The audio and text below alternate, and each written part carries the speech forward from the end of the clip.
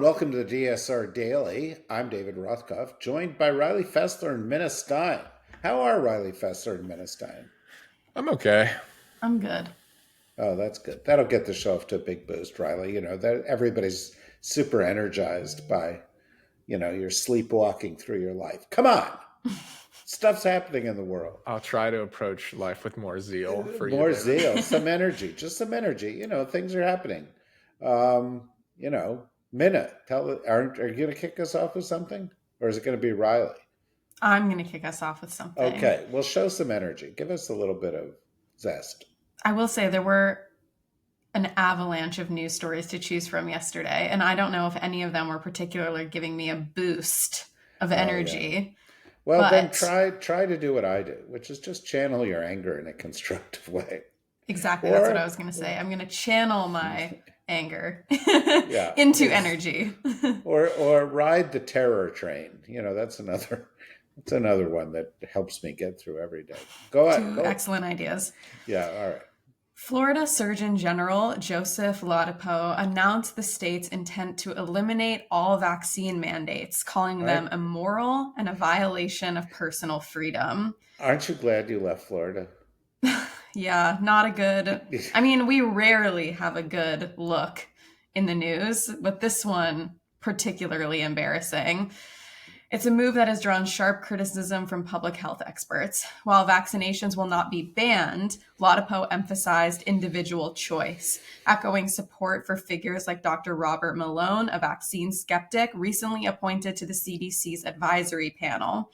The announcement coincides with the launch of Florida's Make America Healthy Again Commission, aligned with the broader MAHA initiative led by Governor Ron DeSantis, Donald Trump, and Health Secretary Robert F. Kennedy Jr. Okay, look, let's get rid of some of these terms, okay? MAHA, Make America Healthy Again, when you're actually making America sicker again? No, that's bullshit. We're not going to use that. That's fake news, okay? So how about this? Vaccine skeptic? These people aren't vaccine skeptics. They're anti-vaxxers. They're nuts. They're going to kill people. That's what's going to happen here in Florida, because the consequence of actions like this, even though it's mostly performative, because in Florida you could have gotten out of getting a vaccine pretty easily, the consequence is that vaccine rates are going to fall lower and lower. And as they fall below 90%, as we know, then you get herd immunity goes away and more people will get sick. Could that be a bad thing in Florida? Well, sure, it could for all the kids who go to school and stuff. But Florida is also a state full of older people.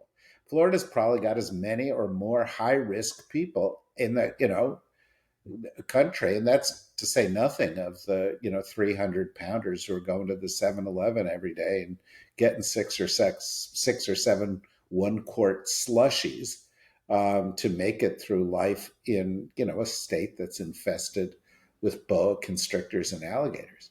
But having said that, I see, at least I got a little smile at a minute there, because there was that momentary recognition of what a hellhole Florida is. But the Surgeon General, and I mean, I don't know where he got his medical degree, but take it back, okay? The Surgeon General referred to vaccine mandates as slavery and said, who is the government to tell you what vaccines you should get? Which raises an interesting question. Who is the government to tell you that you shouldn't drive a car at 150 miles an hour down the street, or that you should stop at every stop sign? Who is the government to tell your burger manufacturer that they shouldn't allow listeria in your burgers? Who is the government to tell people that they shouldn't be able to, own, weapons of, oh, no, they're actually allowed to own. Actually, everybody in Florida and those states, they got, assault rifles. But the point is, that's what governments do. They take steps to make us all safer and healthier. That's why they set up borders. That's why they set up laws. That's why they set up regulations. And this is the most fundamental kind of act. More people's lives were saved and extended in the last century as a result of public health measures than as a result of breakthroughs in science. Things like you must wash your hands before you go back to serving people in your restaurant, or you must not dispose of your sewage in the street. Okay? This is what governments do. And when governments fail to do this, they fail, people suffer, people get sick, people die, and that's just what's going to happen here. So this is not Maha. This is make America sick again. This is make Americans die unnecessarily. And make Americans die unnecessarily. That's what we should call it. Madhu. Riley. European countries are facing a difficult situation as a coalition meets in Paris on Thursday to discuss security guarantees for a post-war Ukraine. The talks are hindered by the ongoing war, the lack of a ceasefire, and the unresolved question of American military involvement. While the coalition, led by French President Emmanuel Macron and UK Prime Minister Keir Starmer, insists that any European force requires US support, there is no guarantee that President Trump will honor any commitments. As a result, the coalition may be forced to focus on providing Ukraine with more weapons and ammunition rather than a concrete military presence.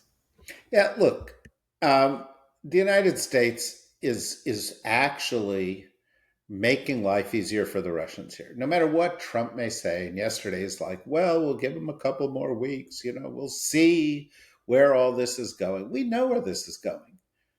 Trump has been supporting Russia by not giving support to Ukraine the way the Biden administration did. And believe me, my view is the Biden administration didn't give enough support to Ukraine.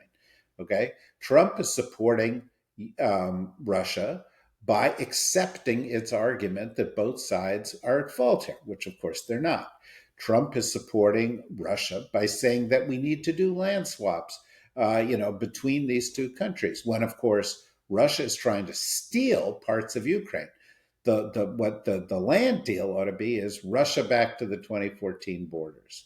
Okay, Trump is supporting Russia by saying Russia ought to be able to set the terms for a post-conflict security arrangement that they're comfortable with, including security guarantees and so forth. Russia shouldn't have any say in that. Fortunately, Mark Rutte, who is the Secretary General of NATO, in the past 12 hours has said that Russia has no business trying to determine which kinds of European forces may be in Ukraine as peacekeepers. Since Rutte has also adopted this pose of kind of saying, oh, Donald Trump's great, and thus, he worries me a little bit when he sounds that way because of Trump's position on this. That was encouraging. Russia should dictate zero of the terms of the end of this conflict.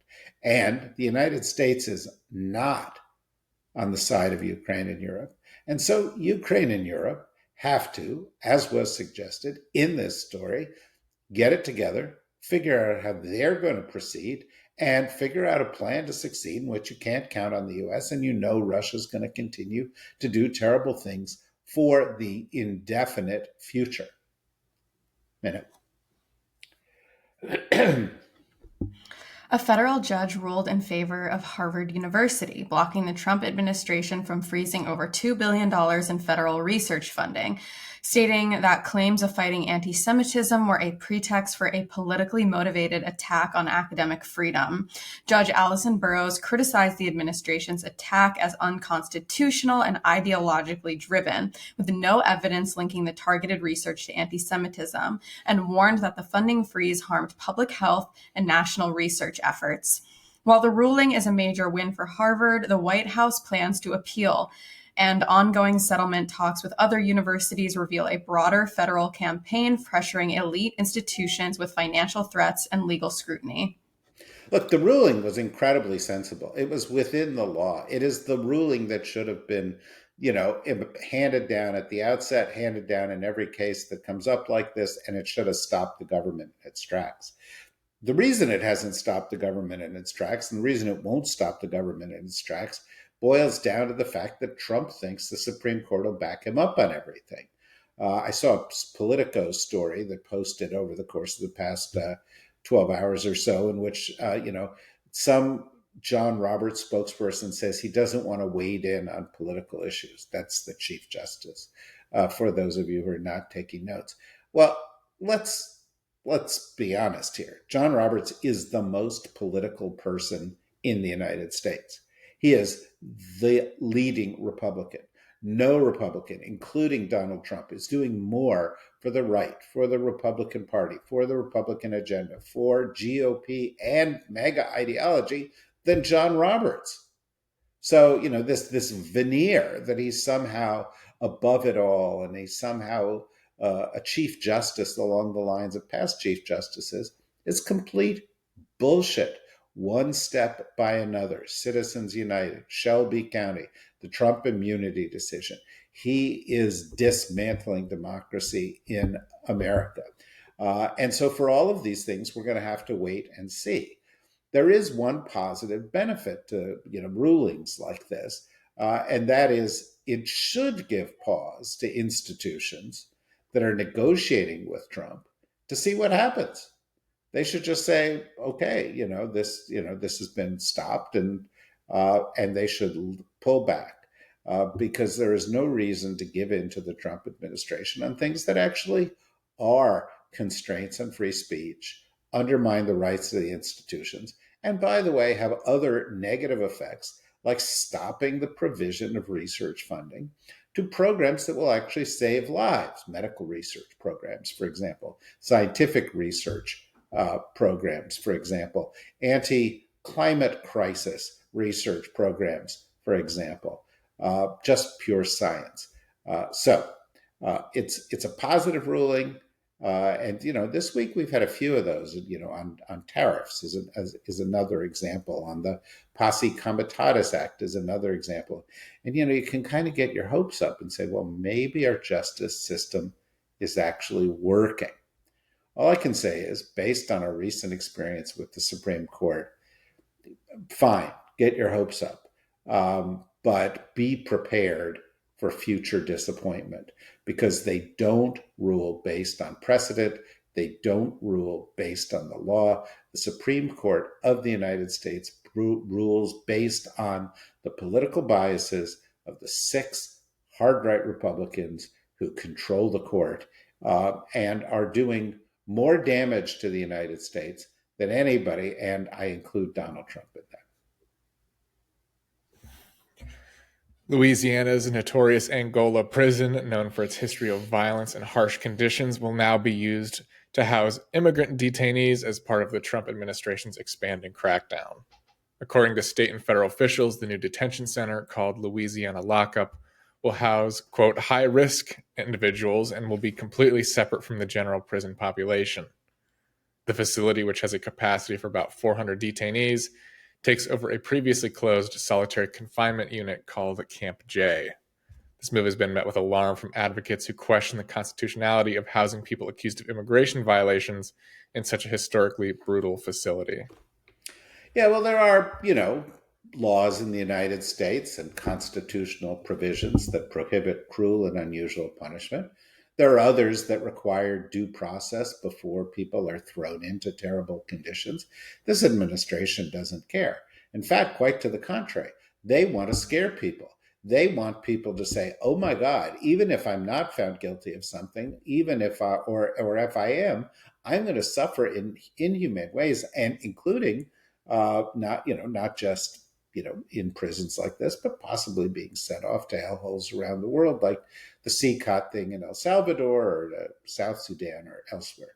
So this is just part of the cruelty and the contempt for the rule of law that is guiding the people who are misusing the name Department of Justice in order to be the Department of Retribution, the Department of Punishment, the Department of Institutional Racism here in the United States. Survivors of Jeffrey Epstein's abuse gathered on Capitol Hill yesterday to demand the release of sealed Justice Department records, emotionally urging lawmakers to support a bipartisan push for transparency. Despite their pleas, President Trump dismissed the effort as a, quote, Democrat hoax, while Speaker Mike Johnson and GOP leadership opposed a discharge petition that would force a vote, citing concerns over victim privacy.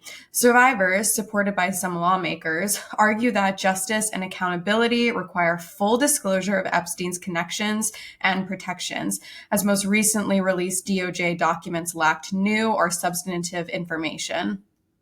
Yeah, I listened to the beginning, to the middle, the end of that press conference yesterday. I found it extremely moving. I found the women extremely courageous and credible. And what emerges if you listen to these women, and we should be listening to the women, they're the ones that are important here, is that there is a massive, systematic effort to take young girls, to force them into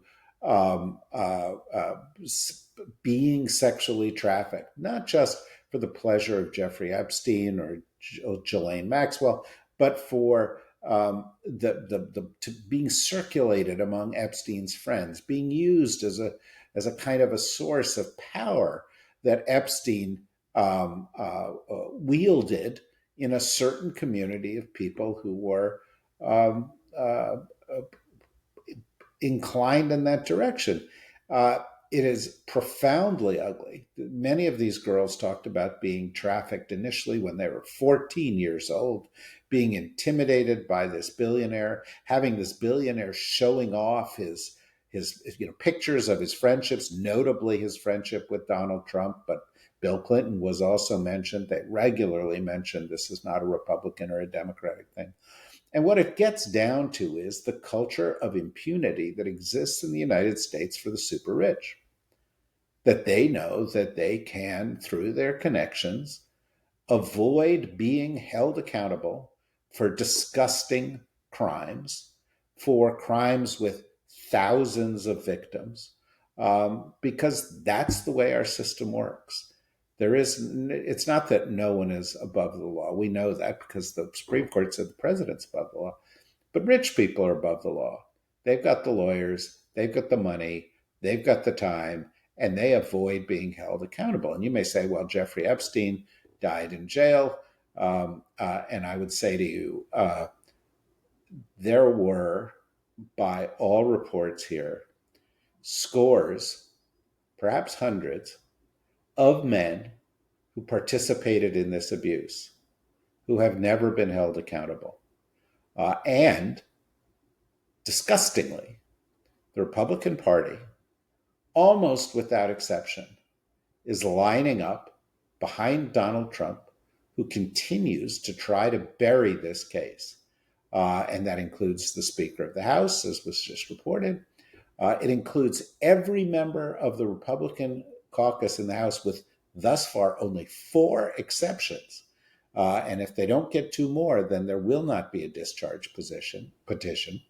Meanwhile, you have the disgusting display of Trump yesterday saying this is all a hoax when these women are bearing their souls. This is a pattern in his life. To me, it is unbelievable that this man, accused personally of sexual abuse by more than 24 women, convicted or found liable in a court of law for sexually abusing somebody and then trying to denigrate that person in self-defense, having been convicted in a court of law for covering up some of his sexual escapades, continues to behave this way. The system continues to grant impunity here. I can only hope that these women do as they said they would do with their lawyers and put together their own list, which is what they said they would do, of the people who participated in this, and that list then gets made public. It's not just about shaming. It's about a profound flaw in our system of government in the United States, in our system of justice, that allows the rich and powerful to play by rules that the rest of us don't get to play by, and to conduct abuses that are reprehensible, for which they ought to be held accountable in the most severe possible ways. So more power to these women, more power to the people who are helping these women, and may all those people who are ignoring these women, continuing the American tradition of not believing the women, of taking the side of the abusers, may all the rest of them go straight to hell. That's where they belong. This could, I would hope, be a watershed in us dealing with that here in the United States. We'll see. My money is still always on the big money, because they tend to win in a country that is as profoundly unequal, with a system that is as profoundly rigged against ordinary people as the system is in America. Okay, I get it, Minna. I get it, Riley. I get why you don't, sort of wake up with energy and enthusiasm. But listening to these stories, I also think there's a lot of work for all of us to do. It's really important to get the message out. It's really important to try to tell the truth when there's so many people who do not, and when those people have so much power. I saw a hideous story that the people who bought CBS are about to hand the keys of CBS News to Barry Weiss, and turn it into a right-leaning propaganda mill. So it's going to get harder and harder to find the truth in usual places. That's why we're here, little DSR Network, where fortunately, I don't know, 1.5 million times a month people download our stuff.